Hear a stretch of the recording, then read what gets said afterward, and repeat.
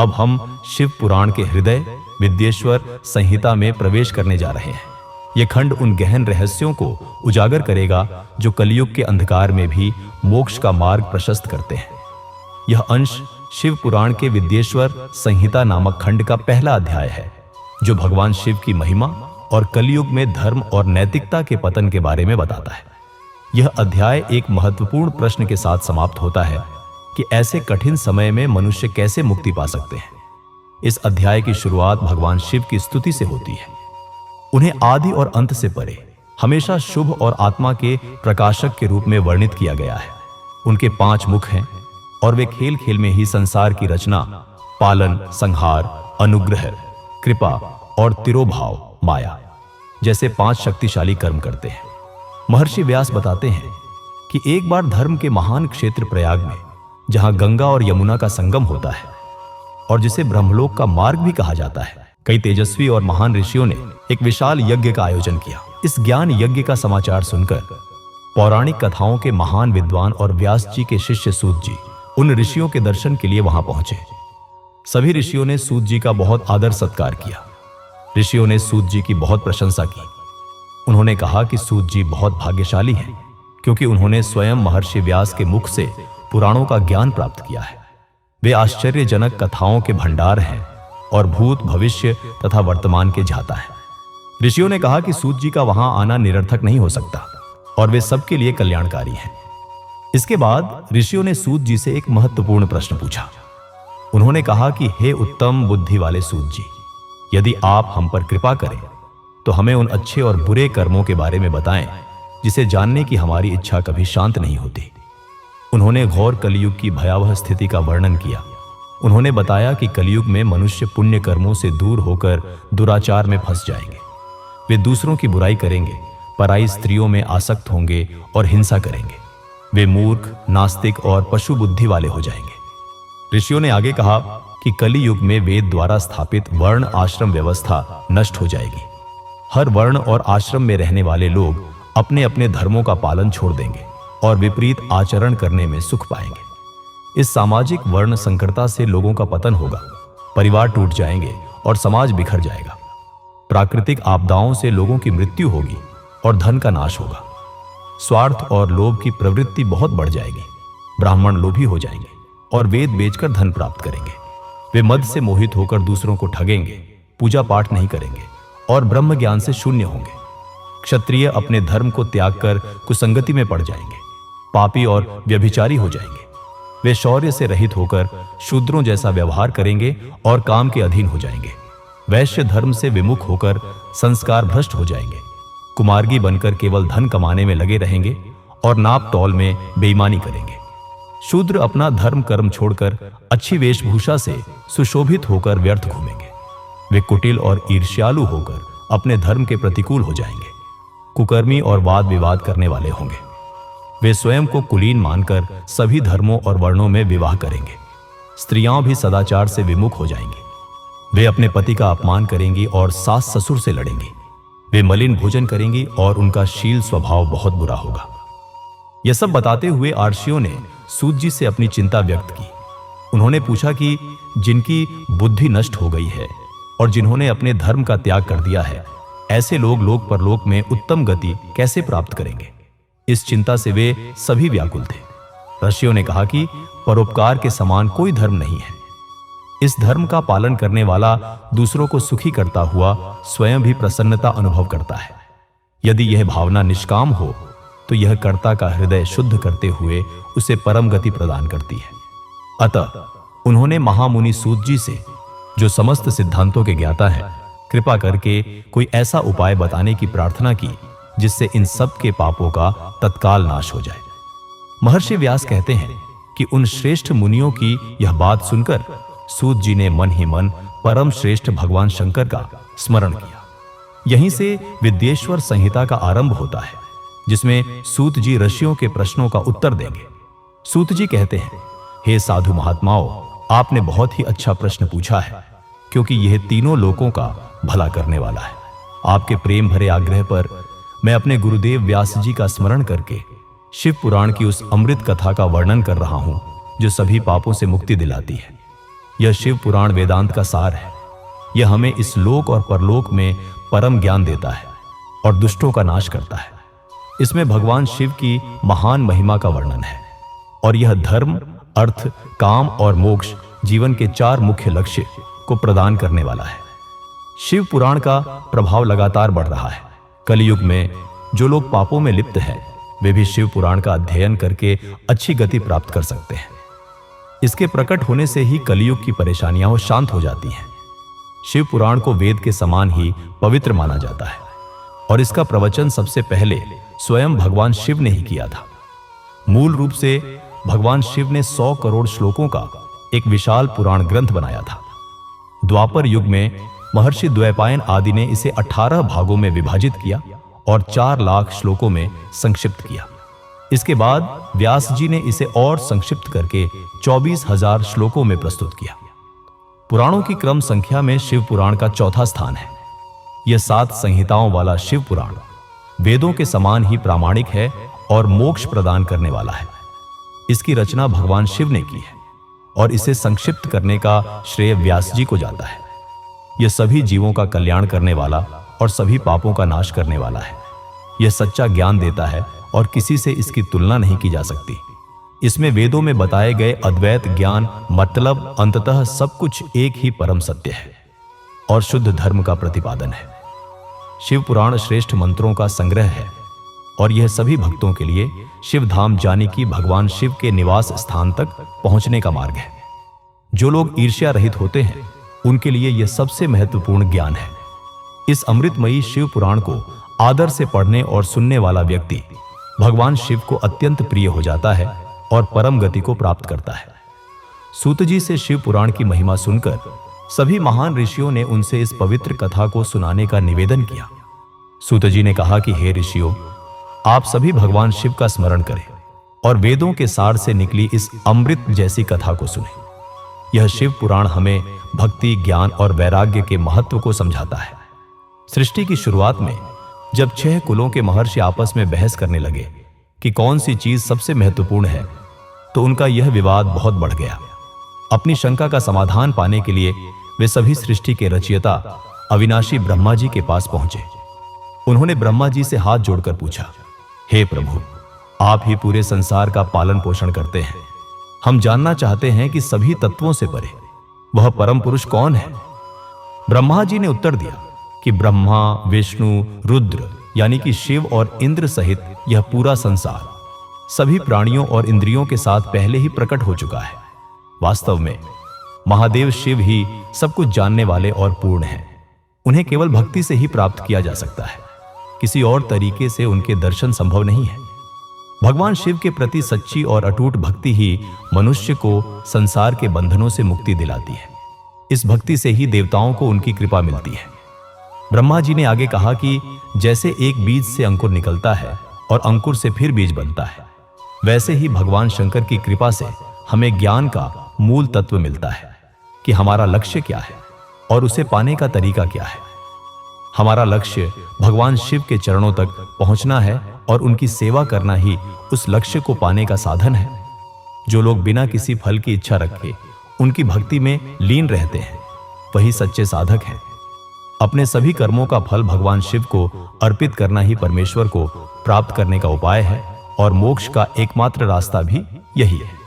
स्वयं भगवान शिव ने ही हमें भक्ति के ये साधन बताए हैं। शिव पद पाने के 3 मुख्य और सबसे शक्तिशाली तरीके हैं। कानों से भगवान के नाम, गुण और लीलाएं सुनना, श्रवण, अपनी वाणी से उनका जाप करना या उनका गुणगान करना, कीर्तन, और अपने मन में उनके रूप, गुण और लीलाओं का लगातार चिंतन करना, मनन। इन तीनों साधनों से हमारी सभी इच्छाएं पूरी होती हैं।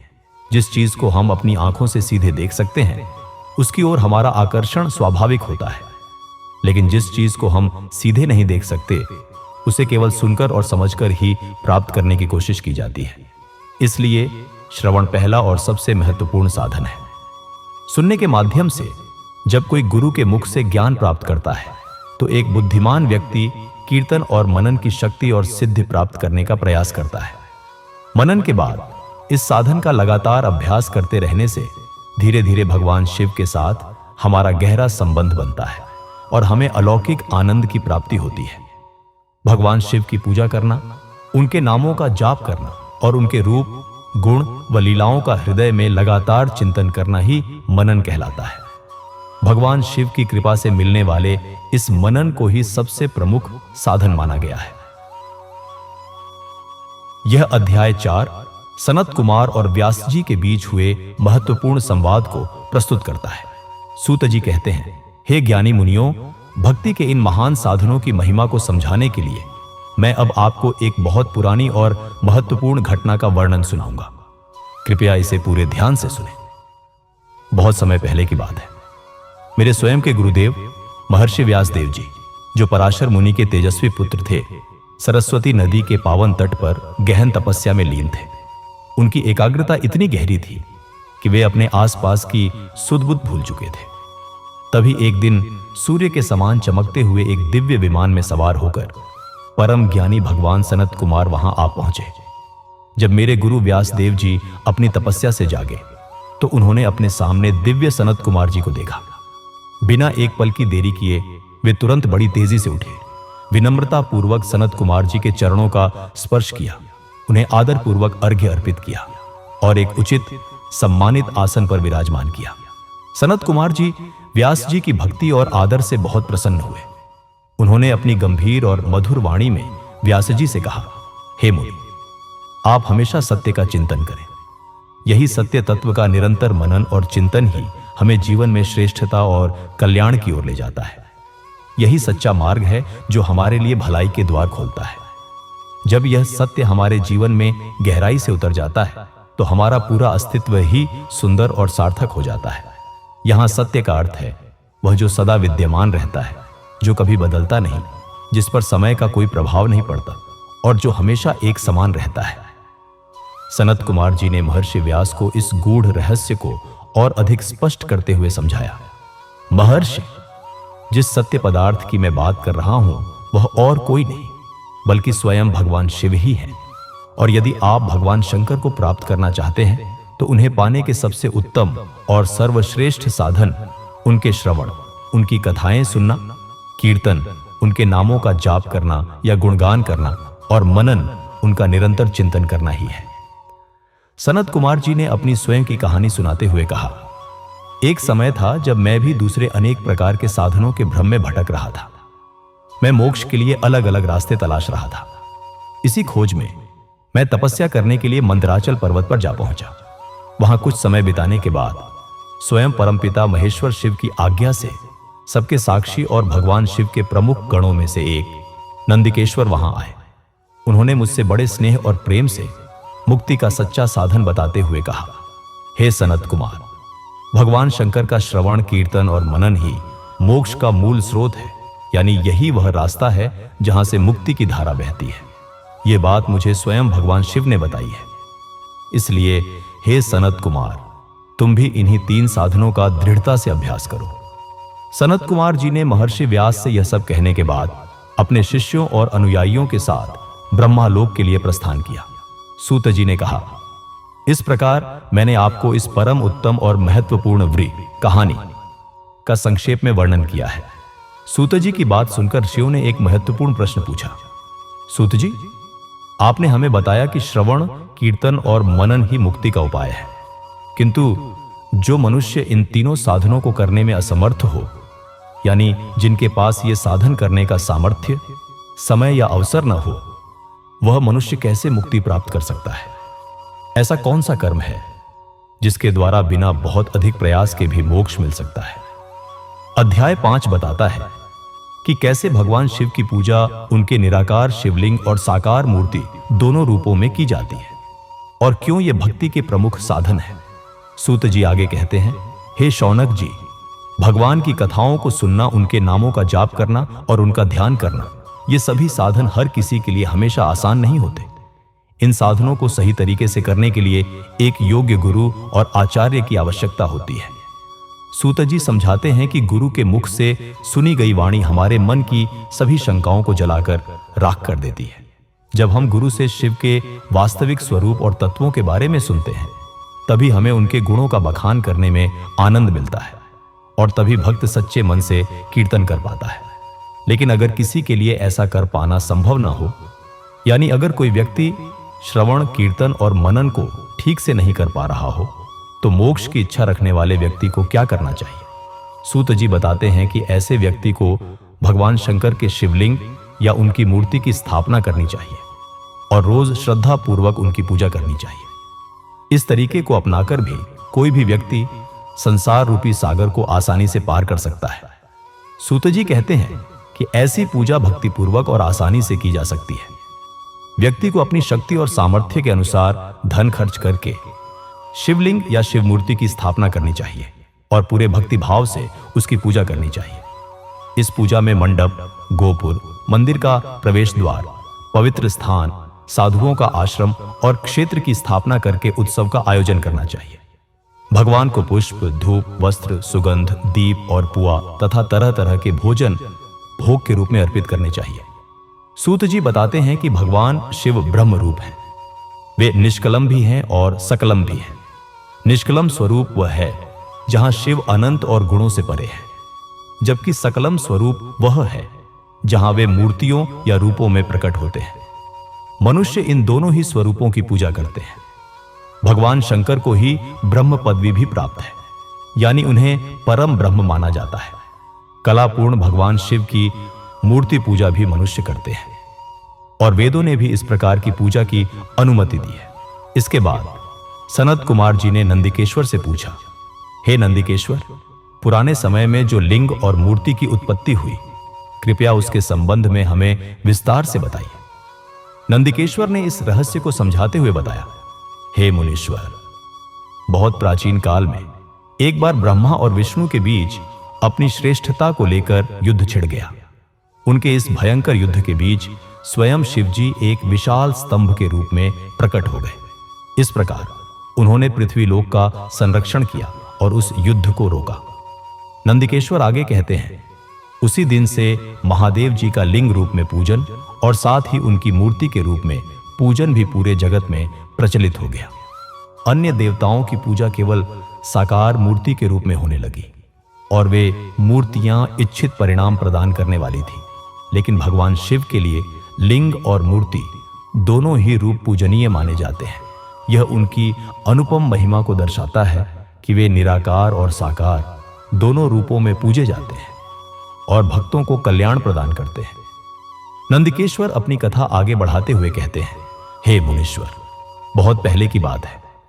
पालनकर्ता भगवान विष्णु अपनी पत्नी देवी लक्ष्मी के साथ शेषनाग की शैया पर आराम कर रहे थे, गहरे ध्यान में लीन। तभी सृष्टि के रचयिता ब्रह्मा जी वहां आ पहुंचे। ब्रह्मा जी ने आते ही भगवान विष्णु को पुत्र कहकर पुकारा, जैसे कोई पिता अपने बच्चे को उठाता है। वे बोले, पुत्र उठो, देखो मैं तुम्हारा पिता और ईश्वर तुम्हारे सामने खड़ा हूं। यह सुनकर भगवान विष्णु को थोड़ा क्रोध आया, लेकिन वे शांत रहे। उन्होंने ब्रह्मा जी से ही कहा, पुत्र तुम्हारा कल्याण हो, कहो अपने पिता के पास कैसे आना हुआ। यह सुनकर ब्रह्मा जी क्रोधित हो उठे। वे कहने लगे, मैं तुम्हारा रक्षक हूं, मैं ही सारे जगत का पितामह हूं, सारा संसार मुझ में ही समाया हुआ है और तुम जो मेरी नाभि कमल से प्रकट हुए हो, मुझसे ऐसी बातें कर रहे हो। इस तरह दोनों महान देवताओं ब्रह्मा और विष्णु के बीच अपनी अपनी श्रेष्ठता को लेकर एक जोरदार वाद विवाद शुरू हो गया। बात इतनी बढ़ गई कि वे दोनों एक दूसरे को प्रभु कहते कहते अंततः एक दूसरे का वध करने को तैयार हो गए। ब्रह्मा अपने वाहन हंस पर और विष्णु अपने वाहन गरुड़ पर बैठकर एक भयंकर युद्ध में कूद पड़े। भगवान विष्णु ने अपने शक्तिशाली अस्त्रों से ब्रह्मा जी के सीने पर कई प्रहार किए, जिससे ब्रह्मा जी व्याकुल हो गए। इससे कुपित होकर ब्रह्मा जी ने भी पलटकर भयानक प्रहार किए। उनके आपसी आघातों से तीनों लोकों में हाहाकार मच गया। देवतागण घबरा गए और त्रिशूल धारण करने वाले भगवान शिव के पास पहुंचे। उन्होंने शिवजी को सारी व्यथा सुनाई। उस समय भगवान शिव अपनी सभा में अपनी पत्नी उमा देवी पार्वती सहित सिंहासन पर विराजमान थे और मंद मंद मुस्कुरा रहे थे। वे सब कुछ देख रहे थे। महादेव शिव ने देवताओं की बात सुनी और बोले, पुत्रों, मैं जानता हूं कि तुम ब्रह्मा और विष्णु के इस भयानक युद्ध से बहुत दुखी हो। तुम बिल्कुल डरो मत। मैं अपने गणों के साथ अभी तुम्हारे साथ चलता हूं। तब भगवान शिव अपने प्यारे नंदी पर सवार होकर देवताओं सहित सीधे युद्ध स्थल की ओर चल दिए। वहां पहुंचकर वे एक तरफ छिपकर ब्रह्मा और विष्णु के युद्ध को देखने लगे। जब उन्हें यह पता चला कि वे दोनों एक दूसरे को खत्म करने की इच्छा से माहेश्वर अस्त्र और पाशुपत अस्त्र जैसे अत्यंत विनाशकारी शस्त्रों का प्रयोग करने जा रहे हैं, तो उन्होंने तुरंत हस्तक्षेप करने का निर्णय लिया। युद्ध को शांत करने और सृष्टि को बचाने के लिए भगवान शिव स्वयं एक विशाल अग्नि स्तंभ के रूप में ब्रह्मा और विष्णु के ठीक बीच में प्रकट हो गए। यह स्तंभ इतना विशाल और तेजस्वी था कि जैसे ही यह प्रकट हुआ, दोनों ब्रह्मा और विष्णु के विनाशकारी अस्त्र अपने आप शांत हो गए, मानो उनकी शक्ति छीन ली गई हो। अपने अस्त्रों को शांत होते देखकर ब्रह्मा और विष्णु दोनों आश्चर्यचकित रह गए। वे कहने लगे कि यह अग्निस्वरूप स्तंभ क्या है और इसके बारे में हमें जानकारी प्राप्त करनी चाहिए। दोनों ने उस स्तंभ का अंत खोजने का निर्णय लिया। भगवान विष्णु ने तुरंत शूकर जंगली सुअर का रूप धारण किया और उस स्तंभ का नीचे का सिरा खोजने के लिए पाताल लोक की ओर धरती में उतरते चले गए। वहीं ब्रह्मा जी ने हंस का रूप धारण किया और उस स्तंभ का ऊपरी सिरा खोजने के लिए आकाश में ऊपर की ओर उड़ते चले गए। पाताल में बहुत गहराई तक जाने के बावजूद विष्णु जी को उस स्तंभ का अंत नहीं मिला, अतः वे अपनी हार स्वीकार कर वापस लौट आए। दूसरी ओर ब्रह्मा जी आकाश में उड़ते हुए बहुत ऊपर तक गए, लेकिन उन्हें भी स्तंभ का अंत नहीं मिला। आकाश में उन्हें रास्ते में एक केतकी का फूल मिला जो उस स्तंभ के ऊपर से गिरा था। ब्रह्मा जी ने उस फूल को लिया और वापस विष्णु जी के पास आए। जब ब्रह्मा जी और विष्णु जी मिले तो विष्णु ने ब्रह्मा जी के चरणों को पकड़ लिया, उनकी श्रेष्ठता स्वीकार की। ब्रह्मा जी ने केतकी के फूल को झूठ बोलने के लिए साक्षी बनाया कि वे स्तंभ के शीर्ष तक पहुंच गए थे। ब्रह्मा जी के इस छल को देखकर भगवान शिव प्रकट हुए। उन्होंने ब्रह्मा जी के छल को पहचाना और उन्हें दंडित किया, जैसे केतकी के फूल को अपनी पूजा से वंचित करना। लेकिन भगवान शिव विष्णु जी की सत्यनिष्ठा और महानता से बहुत प्रसन्न हुए, क्योंकि उन्होंने अपनी हार स्वीकार कर ली थी। शिवजी ने विष्णु जी से प्रसन्न होकर कहा, हे विष्णु जी, आप हमेशा सत्य बोलते हैं, इसलिए मैं आपको अपनी समानता का अधिकार देता हूं। इस प्रकार भगवान शिव ने ब्रह्मा और विष्णु के बीच के विवाद को सुलझाया और उन्हें अपनी सर्वोच्चता का ज्ञान कराया। नंदिकेश्वर अपनी कहानी आगे बढ़ाते हुए कहते हैं, जब भगवान शिव ने देखा कि ब्रह्मा जी ने झूठ बोलकर छल किया है, तो वे बहुत क्रोधित हुए। उनके क्रोध का आलम यह था कि उन्होंने अपनी तीसरी आंख त्रिनेत्र से एक भयंकर स्वरूप को प्रकट किया, जिसका नाम भैरव था। शिवजी ने भैरव को आदेश दिया, जाओ अपनी तलवार से ब्रह्मा जी को दंड दो। आज्ञा मिलते ही भैरव ने तुरंत ब्रह्मा जी के बाल पकड़े और उनका 5वां सिर काट दिया। ब्रह्मा जी इस भयानक दृश्य को देखकर डर के मारे कांपने लगे। उन्होंने तुरंत भैरव के चरणों को पकड़ लिया और अपनी गलती के लिए क्षमा मांगने लगे। यह देखकर भगवान विष्णु, जो वहां मौजूद थे, ने भगवान शिव से प्रार्थना की। उन्होंने कहा, प्रभु, ब्रह्मा जी को यह 5वां सिर आपकी ही कृपा से मिला था, इसलिए कृपया आप इन्हें क्षमा कर दें। तब शिव जी की आज्ञा पाकर भैरव ने ब्रह्मा जी को छोड़ दिया। भगवान शिव ने ब्रह्मा जी से कहा, तुमने अपनी प्रतिष्ठा और श्रेष्ठता को दिखाने के लिए छल किया है, इसलिए मैं तुम्हें शाप देता हूं कि तुम्हें कभी भी पूरा सत्कार, उचित स्थान और बड़े उत्सवों में विशेष पूजा नहीं मिलेगी। ब्रह्मा जी को अपनी गलती का गहरा पछतावा हुआ। उन्होंने तुरंत भगवान शिव के चरणों को पकड़ लिया, क्षमा मांगी और निवेदन किया कि वे उनका 5वां सिर फिर से लौटा दें। महादेव शिव ने शांत भाव से कहा, संसार की व्यवस्था, लोक मर्यादा को बनाए रखने के लिए पापी को दंड देना बहुत जरूरी है, ताकि संतुलन बना रहे। फिर भगवान शिव ने ब्रह्मा जी को एक वरदान भी दिया। उन्होंने कहा, मैं तुम्हें वरदान देता हूं कि तुम मेरे गणों के आचार्य कहलाओगे और तुम्हारे बिना कोई भी यज्ञ पूरा नहीं होगा। इसके बाद भगवान शिव ने केतकी के फूल की ओर देखा, जिसने ब्रह्मा जी के झूठ में साथ दिया था। उन्होंने केतकी पुष्प से कहा, अरे दुष्ट केतकी फूल, तुमने झूठ का साथ दिया है, अब तुम मेरी पूजा के योग्य नहीं रहोगे। यह सुनकर केतकी का फूल बहुत दुखी हुआ और तुरंत भगवान शिव के चरणों में गिरकर माफी मांगने लगा। तब महादेव शिव ने कहा, मेरा वचन तो कभी झूठा नहीं हो सकता, मेरा शाप वापस नहीं लिया जा सकता, इसलिए तुम मेरी पूजा में सीधे उपयोग नहीं होगे। लेकिन तुम मेरे भक्तों के लिए योग्य होगे। इस प्रकार तुम्हारा जन्म सफल हो जाएगा। इसका अर्थ है कि केतकी का फूल सीधे शिवजी को अर्पित नहीं किया जाएगा, पर भक्तों के अन्य धार्मिक कार्यों में इसका उपयोग हो सकेगा, जिससे उसका अस्तित्व व्यर्थ नहीं जाएगा। नंदिकेश्वर अपनी अद्भुत कथा जारी रखते हुए कहते हैं, ब्रह्मा जी के अभिमान भंग होने और विष्णु जी की सत्यनिष्ठा प्रमाणित होने के बाद दोनों देवों ने शांत भाव से भगवान शिव को प्रणाम किया। फिर वे आदर पूर्वक उनके दाहिनी ओर बाईं ओर खड़े हो गए। उन्होंने पूजनीय महादेव जी को सबसे श्रेष्ठ आसन पर विराजमान किया और अत्यंत पवित्र वस्तुओं से उनका पूजन किया। नंदिकेश्वर बताते हैं कि पुष्प वस्तु वे होती हैं जो लंबे समय तक टिकी रहे, जैसे रत्न जड़ित आभूषण, और प्राकृत वस्तु वे जो कम समय तक रहे, जैसे फूल। ब्रह्मा और विष्णु ने भगवान शिव को हार, पाजेब, बाजूबंद, मुकुट, मणियों से जड़े कुंडल, पवित्र जनेऊ, उत्तरीय वस्त्र, ऊपर ओढ़ने वाला, सुंदर पुष्पमालाएं, रेशमी वस्त्र, अंगूठियां, तांबूल, पान, कपूर, चंदन और अगरू का लेप, सुगंधित धूप, चमकते दीपक, श्वेत छत्र, सफेद छाता, पंखे, ध्वजाएं और ऐसे अनेक दिव्य उपहार अर्पित किए जिनका वैभव वाणी और मन की कल्पना से परे था। वे उपहार केवल परमात्मा के योग्य थे। इन सभी श्रद्धापूर्ण पूजन से भगवान शिव बहुत प्रसन्न हुए।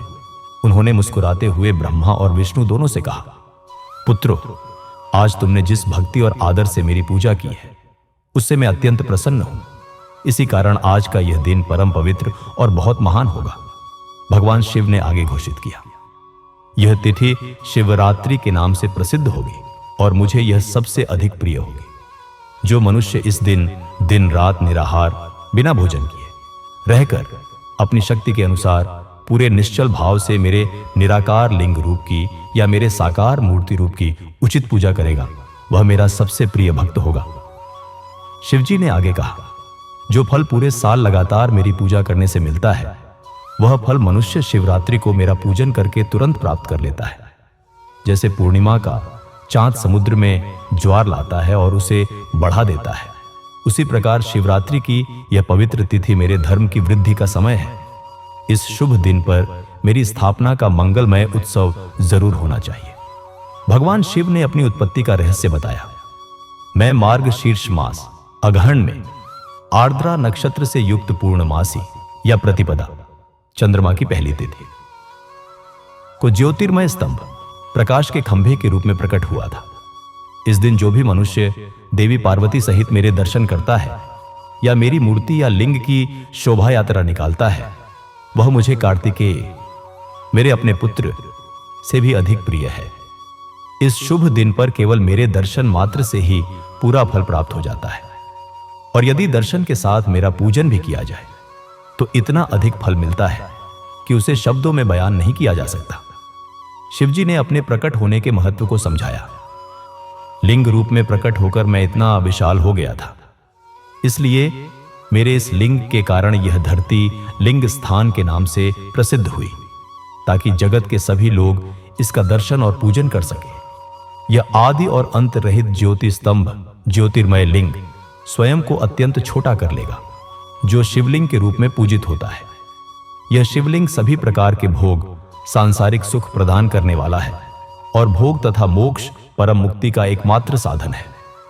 इसका दर्शन करना, इसे स्पर्श करना और इसका ध्यान करना, ये सभी प्राणियों को जन्म और मृत्यु के कष्टों से मुक्ति दिलाते हैं।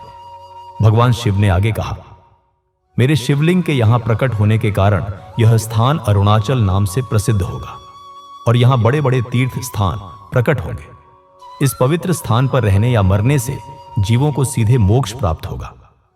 भगवान शिव ने अपने दो रूपों का वर्णन किया।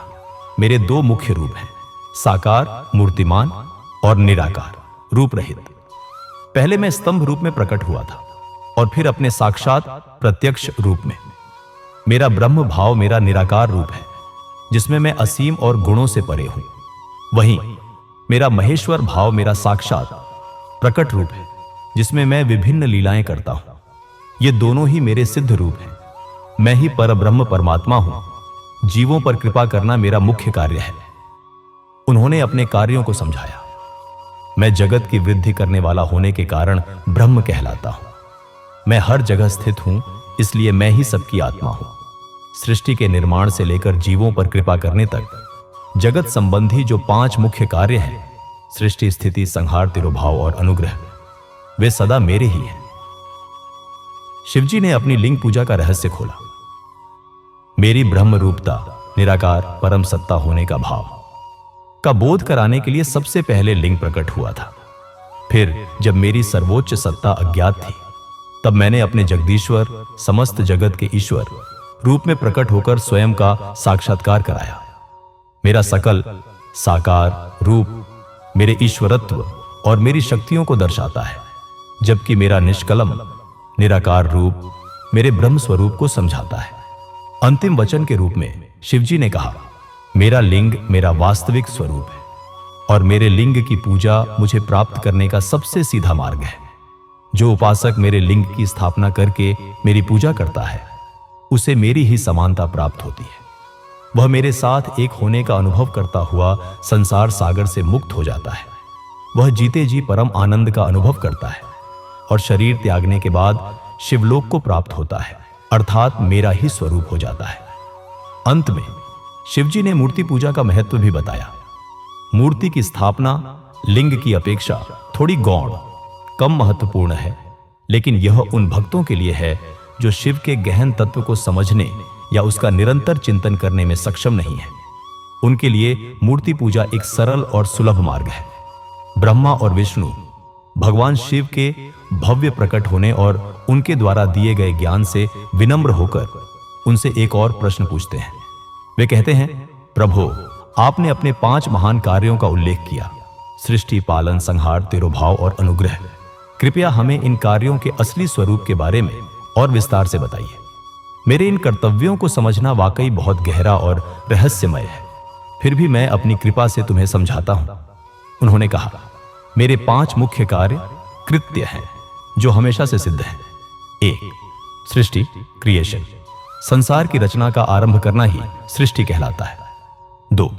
पालन, सस्टेनेंस, मुझसे पाले जाने के कारण सृष्टि का स्थिर और सुरक्षित रहना ही उसका पालन है। 3.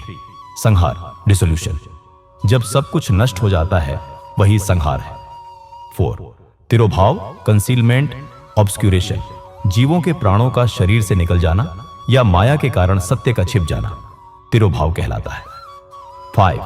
अनुग्रह, ग्रेस, लिबरेशन, इन सभी बंधनों और कष्टों से पूरी तरह से मुक्ति मिल जाना ही मेरा अनुग्रह है, जिसे हम मोक्ष भी कहते हैं। ये मेरे 5 पवित्र कार्य हैं। इनमें से सृष्टि, पालन और संहार संसार को आगे बढ़ाने वाले हैं, तिरोभाव उसे छिपाने वाला है, जबकि 5वां कृत्य अनुग्रह सीधे मोक्ष की ओर ले जाता है। मेरे सच्चे भक्त इन 5 कार्यों को प्रकृति के 5 महाभूतों, तत्वों में देखते हैं। सृष्टि को धरती में, पालन को जल में, संहार को अग्नि में, तिरोभाव को वायु में और अनुग्रह को आकाश में स्थित पाते हैं। उदाहरण के लिए, पृथ्वी से सभी चीजें उत्पन्न होती हैं। सृष्टि, जल से सबका पोषण और वृद्धि होती है। पालन, अग्नि सब कुछ जला देती है। संहार, वायु एक स्थान से दूसरे स्थान पर ले जाती है और बदलाव लाती है। तिरोभाव, और आकाश सबको शरण देता है, सबको मुक्त करता है। अनुग्रह, भगवान शिव ने रहस्य खोला। इन 5 कार्यों का भार उठाने के लिए ही मेरे 5 मुख हैं। 4 मुख चारों दिशाओं में हैं, उत्तरी, पश्चिमी, दक्षिणी, पूर्वी, और 5वां मुख इनके ठीक बीच में है। उन्होंने ब्रह्मा और विष्णु से कहा, पुत्रों, तुम दोनों ने मुझे अपनी कठोर तपस्या से प्रसन्न किया है और इसी कारण तुम्हें सृष्टि ब्रह्मा को और पालन विष्णु को का कार्य मिला है। इसी प्रकार मेरे ही स्वरूप रुद्र को संहार का और महेश्वर को तिरोभाव का कार्य मिला है। लेकिन मोक्ष का कार्य यानी अनुग्रह मैं स्वयं ही प्रदान करता हूं। भगवान शिव ने अपने सबसे महत्वपूर्ण ज्ञान का उपदेश दिया। मैंने बहुत पहले अपने ही स्वरूप से निकले एक पवित्र मंत्र का उपदेश किया है, जो ओंकार, ओम के नाम से प्रसिद्ध है। यह अत्यंत मंगलकारी मंत्र है। सबसे पहले मेरे मुख से यही ओंकार प्रकट हुआ, जो मेरे परम स्वरूप का ज्ञान कराता है। इस पवित्र ओम का निरंतर स्मरण करने से मेरा ही सदा स्मरण होता है। शिवजी ने ओम के निर्माण का रहस्य बताया। मेरे उत्तरी मुख से अकार, अ, पश्चिमी मुख से उकार, उ, दक्षिणी मुख से मकार, मा, पूर्वी मुख से बिंदु, दहा और मध्यवर्ती मुख से नाद ध्वनि का कंपन प्रकट हुए हैं। इस प्रकार इन 5 अवयवों भागों से ओंकार का विस्तार हुआ है। इन 5 अवयवों के मिलकर एक होने पर ही प्रणव नामक अक्षर ओम उत्पन्न हुआ। संसार में जितने भी स्त्री पुरुष हैं वे सभी इस प्रणव मंत्र में समाये हुए हैं। यह मंत्र भगवान शिव और शक्ति पार्वती दोनों का प्रतीक है और इसी प्रणव ओम उस्क्या से मेरा सबसे प्यारा पंचाक्षर मंत्र ओम नमः शिवाय उत्पन्न हुआ है। यह मंत्र मेरे साकार रूप का बोध कराता है। भगवान शिव ने आगे बताया, इस पंचाक्षर मंत्र से ही सभी मातृका वर्ण अक्षर प्रकट हुए हैं जो 5 भेदों वाले हैं। इसी से शिरोमंत्र सहित त्रिपदा गायत्री का प्राकट्य हुआ है। इस गायत्री मंत्र से संपूर्ण वेद प्रकट हुए और उन वेदों से करोड़ों मंत्र निकले हैं जिनसे विभिन्न कार्यों की सिद्धि होती है। यह पंचाक्षर प्रणव मंत्र ओम नमः शिवाय इतना शक्तिशाली है कि इससे सभी मनोरथ पूरे होते हैं। इस मंत्र के जप से भोग, सांसारिक सुख और मोक्ष, परम मुक्ति दोनों प्राप्त होते हैं। नंदिकेश्वर कहते हैं, जगदम्बा उमा पार्वती के साथ बैठे महादेव ने ब्रह्मा और विष्णु को पर्दा करने वाले वस्त्र से ढका, फिर अपने उत्तरी मुख से उनके मस्तक पर अपना हाथ रखकर धीरे धीरे उस उत्तम मंत्र का उच्चारण किया। 3 बार मंत्र का उच्चारण करके भगवान शिव ने उन्हें सच्चे शिष्यों के रूप में दीक्षा दी। गुरुदक्षिणा के रूप में ब्रह्मा और विष्णु ने स्वयं को भगवान शिव के चरणों में समर्पित कर दिया। दोनों हाथ जोड़कर वे जगत गुरु भगवान शिव के समीप खड़े हो गए और इस प्रकार उनकी स्तुति करने लगे। ब्रह्मा और विष्णु बोले, प्रभु, आपके साकार और निराकार 2 अद्भुत रूप हैं। आप तेज से प्रकाशित हैं, आप सबके स्वामी हैं। हम आपको प्रणाम करते हैं, हे सर्वात्मा। आप ही प्रणव मंत्र ओम याज्ञ को बताने वाले हैं और आप ही प्रणव लिंग शिवलिंग वाले हैं। सृष्टि, पालन, संहार, तिरोभाव और अनुग्रह ये सभी आपके ही महान कार्य हैं। आपके 5 मुख हैं। आप ही परमेश्वर हैं। आप ही सबकी आत्मा है। आप ही परम ब्रह्म है। आपके गुण और शक्तियां अनंत हैं। हम आपको बार बार नमस्कार करते हैं। इन भक्तिमय पंक्तियों से स्तुति करते हुए ब्रह्मा और विष्णु ने अपने गुरु महेश्वर को प्रसन्न किया और उनके चरणों में प्रणाम किया। महेश्वर शिव ने प्रसन्न होकर कहा, आर्द्रा नक्षत्र में चतुर्दशी तिथि को यदि इस प्रणव मंत्र ओम का जप किया जाए तो यह अक्षय कभी नष्ट न होने वाला फल देता है। सूर्य की संक्रांति में महा आर्द्रा नक्षत्र में एक बार किया गया प्रणव जप करोड़ों गुना जप का फल देता है। भगवान शिव ने आगे बताया, मृगशिरा नक्षत्र का अंतिम भाग और पुनर्वसु का शुरुआती भाग भी पूजा, होम और तर्पण के लिए हमेशा आर्द्रा नक्षत्र के समान ही शुभ है। उन्होंने अपनी पूजा के लिए महत्वपूर्ण निर्देश दिए। मेरे लिंग का दर्शन सुबह यानी दोपहर से पहले करना चाहिए। मेरे दर्शन पूजन के लिए चतुर्दशी तिथि सबसे उत्तम है। पूजा करने वालों के लिए मेरी मूर्ति और लिंग दोनों समान है, लेकिन फिर भी मूर्ति की अपेक्षा लिंग का स्थान ऊंचा है। इसलिए मनुष्यों को शिवलिंग का ही विशेष पूजन करना चाहिए। लिंग का पूजन ओम मंत्र से और मूर्ति का पूजन पंचाक्षर मंत्र ओम नमः शिवाय से करना चाहिए। शिवलिंग की स्वयं स्थापना करके या दूसरों से स्थापना करवाकर उत्तम वस्तुओं से पूजा करने से मेरा पद मोक्ष आसानी से प्राप्त होता है। इस प्रकार अपने दोनों शिष्यों ब्रह्मा और विष्णु को यह अद्भुत उपदेश देकर भगवान शिव अंतर्धान हो गए। ऋषियों ने उत्सुकता से पूछा, सूत जी, आपने हमें भगवान शिव की महिमा और मंत्रों के बारे में बहुत कुछ बताया। अब कृपया यह समझाइए कि शिवलिंग की स्थापना कैसे करनी चाहिए, उसकी पूजा कैसे, कब और किन वस्तुओं से की जानी चाहिए। सूत जी ने कहा, हे महान ऋषियों, मैं तुम्हें इस विषय का वर्णन करता हूं, इसे ध्यान से सुनो और समझो। भगवान शिव की पूजा करने वाले भक्त को चाहिए कि वह किसी शुभ और अनुकूल समय में किसी पवित्र तीर्थ स्थान पर, नदी के किनारे या ऐसी जगह पर शिवलिंग की स्थापना करे जहां वह रोज उनकी पूजा कर सके। सूत जी पूजा के प्रकार बताते हैं। मिट्टी से बनी वस्तुओं, पार्थिव द्रव्य, जल से संबंधित वस्तुओं, जलमय द्रव्य या अग्नि से संबंधित वस्तुओं, तेजस द्रव्य से पूजा करने पर भक्त को पूरा फल मिलता है। अगर सही शुभ लक्षणों के साथ पूजा की जाए तो इसका फल तुरंत मिलता है। वे शिवलिंग के आकार के बारे में भी बताते हैं। जो शिवलिंग एक जगह से दूसरी जगह ले जाया जा सके, चल प्रतिष्ठा, उसके लिए छोटा शिवलिंग श्रेष्ठ माना जाता है। और जो शिवलिंग एक ही जगह स्थिर स्थापित किया जाए, अचल प्रतिष्ठा, उसके लिए बड़ा शिवलिंग अच्छा रहता है। शिवलिंग की स्थापना हमेशा उसकी पीठ जलाधारी सहित करनी चाहिए। शिवलिंग की पीठ गोल, चौकोर, त्रिकोण या खाट के पाए की तरह ऊपर नीचे मोटी और बीच में पतली हो सकती है। ऐसी पीठ वाला शिवलिंग बहुत महान फल देता है। सूत जी आगे कहते हैं, सबसे पहले मिट्टी या लोहे से शिवलिंग का निर्माण करना चाहिए। जिस धातु या पदार्थ से लिंग बनाया जाए, उसी से उसकी पीठ भी बनानी चाहिए। यह नियम अचल प्रतिष्ठा वाले शिवलिंग के लिए विशेष है। चल प्रतिष्ठा वाले शिवलिंग में लिंग और उसकी पीठ एक ही धातु या पदार्थ से बनी होनी चाहिए। शिवलिंग की लंबाई के बारे में बताते हुए वे कहते हैं, अचल शिवलिंग की लंबाई स्थापना करने वाले मनुष्य के 12 अंगुल करीब 9 इंच के बराबर होनी चाहिए। इससे कम होने पर फल भी कम मिलता है, लेकिन 12 अंगुल से अधिक लंबाई भी हो सकती है। चल शिवलिंग में लंबाई स्थापना करने वाले के 1 अंगुल के बराबर होनी चाहिए, उससे कम नहीं। यजमान, पूजा कराने वाले को चाहिए कि वह सबसे पहले शिल्प शास्त्र, मूर्ति और मंदिर बनाने का विज्ञान के अनुसार एक सुंदर मंदिर बनवाए। उस मंदिर में सभी देवी देवताओं की मूर्तियां स्थापित करें। मंदिर का गर्भगृह, मुख्य पूजा स्थल, सुंदर, मजबूत और स्वच्छ होना चाहिए और उसमें पूर्व और पश्चिम दिशा में 2 मुख्य द्वार होने चाहिए। जहां शिवलिंग की स्थापना करनी हो, उस जगह के गड्ढे में नीलम, लाल वैदूर्य, श्याम वैदूर्य, मरकत, पन्ना, मोती, मूंगा, गोमेद और हीरा, इन 9 रत्नों को वैदिक मंत्रों के साथ डालना चाहिए। 5 वैदिक मंत्रों द्वारा 5 स्थानों से पूजन करके अग्नि में आहुति देनी चाहिए।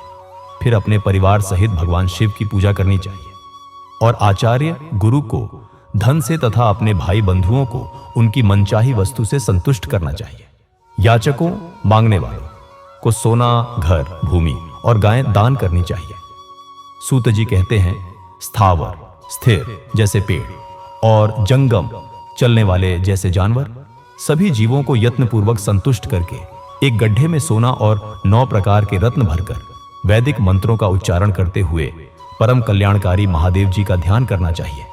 इसके बाद नाद घोष, ऊंची ध्वनि से युक्त महामंत्र ओंकार ओम जार इस इक्तौक का उच्चारण करके उस गड्ढे में पीठ सहित शिवलिंग की स्थापना करें। वे मूर्ति स्थापना के बारे में भी बताते हैं। वहां मंदिर में परम सुंदर मूर्ति की भी स्थापना करनी चाहिए।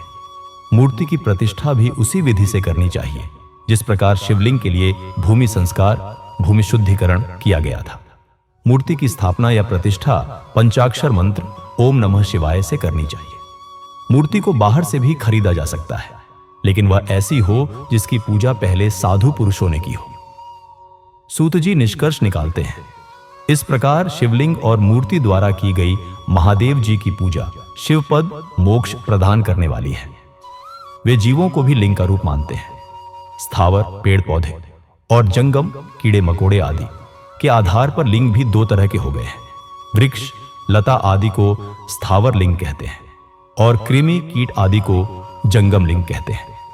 स्थावर लिंगों को पानी सींचना चाहिए, जैसे पौधों को पानी देना, और जंगम लिंगों को आहार, भोजन और जल देकर संतुष्ट करना चाहिए। इस तरह चर और अचर सभी जीवों को भगवान शंकर का प्रतीक मानकर उनका पूजन करना चाहिए। सूत जी आगे पूजा विधि का विस्तार करते हैं। इस तरह महालिंग की स्थापना करके विभिन्न सामग्रियों से उसका रोज पूजन करना चाहिए और देवालय के पास ध्वजारोहण करना चाहिए। शिवलिंग साक्षात शिव का मोक्ष प्रदान करने वाला है। वे 16 उपचारों, पूजा की विधियों का उल्लेख करते हैं। आवाहन, आह्वान करना, आसन, बैठने के लिए स्थान देना, अर्घ्य, जल अर्पित करना, पाद्य, पैर धोना, पाद्यांग, पैरों के अंगों को धोना, आचमन, जल पीना, स्नान, स्नान कराना, वस्त्र, वस्त्र पहनाना, यज्ञोपवीत, जनेऊ, गंध, सुगंध, पुष्प, फूल, धूप, दीप, नैवेद्य, भोग, तांबूल, पान, समर्पण, सब कुछ अर्पित करना, नीराजन, आरती, नमस्कार, प्रणाम और विसर्जन, पूजा का समापन, ये 16 उपचार हैं। इनके द्वारा भगवान शिव का पूजन करना चाहिए। इस तरह की गई पूजा शिव पद की प्राप्ति कराने वाली है। वे सभी शिवलिंगों के पूजन पर जोर देते हैं। सभी शिवलिंगों की स्थापना के बाद, चाहे वे मनुष्य द्वारा स्थापित किए गए हों, ऋषियों या देवताओं द्वारा, या वे अपने आप प्रकट हुए हों, सभी का ऊपर बताई गई विधि से पूजन करना चाहिए, तभी पूरा फल प्राप्त होता है। शिवलिंग की परिक्रमा और नमस्कार करने से भी शिवपद की प्राप्ति होती है। सूत जी सरल पूजा विधियां भी बताते हैं। शिवलिंग का नियम पूर्वक दर्शन भी कल्याणकारी होता है। मिट्टी, आटा, गाय के गोबर, फूल, कनेर, पुष्प, फल, गुड़, मक्खन, भस्म, राख अथवा अन्न से शिवलिंग बनाकर प्रतिदिन पूजन करें। मंत्रों के जाप का महत्व। प्रतिदिन 10,000 प्रणव मंत्रों ओम बेरेहा डिकिस का जाप करें अथवा दोनों संध्याओं सुबह और शाम के समय 1000 प्रणव मंत्रों का जाप करें। इससे भी शिवपद की प्राप्ति होती है। वे आगे कहते हैं, जप के समय प्रणव मंत्र का उच्चारण मन की शुद्धि करता है। नाद और बिंदु से युक्त ओंकार को कुछ विद्वान समान प्रणव कहते हैं। पंचाक्षर मंत्र का महत्व। प्रतिदिन 10,000 पंचाक्षर मंत्र ओम नमः शिवाय का जाप अथवा दोनों संध्याओं को 1000 मंत्र का जाप शिवपद की प्राप्ति कराने वाला है। सभी ब्राह्मणों के लिए प्रणव से युक्त पंचाक्षर मंत्र सबसे अधिक फलदायक है। कलश से किया गया स्नान, मंत्र की दीक्षा, मातृकाओं का न्यास, शरीर पर मंत्रों को स्थापित करना, सत्य से पवित्र अंतःकरण, ब्राह्मण तथा ज्ञानी गुरु, इन सभी को उत्तम माना गया है। जाप के फल। पंचाक्षर मंत्र का 5 करोड़ जाप करने से मनुष्य भगवान शिव के समान हो जाता है। 1, 2, 3 अथवा 4 करोड़ जाप करके मनुष्य क्रमशः ब्रह्मा, विष्णु, रुद्र तथा महेश्वर का पद प्राप्त कर लेता है। यदि 1000 दिनों तक प्रतिदिन 1000 जाप पंचाक्षर मंत्रों का किया जाए और प्रतिदिन ब्राह्मण को भोजन कराया जाए तो इससे इच्छित कार्य की सिद्धि होती है। अन्य मंत्र और सेवा। ब्राह्मण को प्रतिदिन सुबह 1008 बार गायत्री मंत्र का जाप करना चाहिए, क्योंकि गायत्री मंत्र भी शिवपद की प्राप्ति कराता है। वेद मंत्रों और वैदिक सूक्तियों का भी नियम से जाप करें। अन्य मंत्रों में जितने अक्षर हैं उनके उतने लाख जाप करें। इस प्रकार अपनी शक्ति के अनुसार जाप करने वाला मनुष्य मोक्ष प्राप्त करता है। अपनी पसंद से कोई एक मंत्र अपनाकर प्रतिदिन उसका जाप करें अथवा ओम का नित्य 1000 जाप करें। ऐसा करने से सभी मनोरथ पूरे होते हैं। शिव सेवा का फल। जो मनुष्य भगवान शिव के लिए फुलवाड़ी या बगीचे लगाता है और शिव मंदिर में झाड़ने बुहारने का सेवा कार्य करता है, ऐसे शिव भक्त को पुण्य प्राप्त होता है और अंत समय में भगवान शिव उसे मोक्ष प्रदान करते हैं। काशी का महत्व। काशी में निवास करने से भी योग और मोक्ष की प्राप्ति होती है। इसलिए मनुष्य को जीवन भर भगवान शिव के पवित्र क्षेत्र काशी जैसे स्थानों में निवास करना चाहिए। उस क्षेत्र में स्थित बावड़ी, तालाब, कुआं और पोखर को शिवलिंग समझकर वहां स्नान, दान और जाप करके मनुष्य भगवान शिव को प्राप्त कर लेता है। श्राद्ध कर्म और सदाचार। जो मनुष्य शिव के क्षेत्र में अपने किसी मृत संबंधी का दाह संस्कार, दशाह, 10वीं, मासिक श्राद्ध अथवा वार्षिक श्राद्ध करता है अथवा अपने पितरों को पिंडदान करता है, वह तुरंत सभी पापों से मुक्त हो जाता है और अंत में शिवपद प्राप्त करता है। संसार में अपने वर्ण के अनुसार आचरण करने और सदाचार का पालन करने से भी शिवपद की प्राप्ति होती है। बिना किसी फल की कामना से किया गया कार्य इच्छित फल देने वाला और शिवपद प्रदान करने वाला होता है। पूजा का सही समय। दिन के 3 मुख्य भाग होते हैं: सुबह, प्रातः, दोपहर, मध्याह्न और शाम, सायं। इनमें से हर समय एक एक प्रकार के कर्म का पालन करना चाहिए। सुबह रोजाना दैनिक शास्त्र सम्मत कर्म करने चाहिए। दोपहर में सकाम कर्म, किसी इच्छा के साथ पूजा, और शाम को शांति कर्म के लिए पूजन करना चाहिए। इसी प्रकार रात्रि में 4 प्रहर होते हैं। उनमें से बीच के 2 प्रहर निशीथ काल कहलाते हैं। इसी काल में पूजा करनी चाहिए, क्योंकि यह पूजा इच्छित फल देने वाली है। कलयुग में कर्मों द्वारा ही फल की सिद्धि होगी। इस प्रकार विधि पूर्वक और सही समय पर भगवान शिव का पूजन करने वाले मनुष्य को अपने कर्मों का पूरा फल मिलता है। सूत जी के इस विस्तृत वर्णन के बाद ऋषियों ने फिर एक प्रश्न पूछा। सूत जी, कृपया हमें उन पुण्य क्षेत्रों, पवित्र स्थानों के बारे में बताइए, जहां आश्रय लेकर सभी स्त्री पुरुष शिवपद को प्राप्त कर सकें।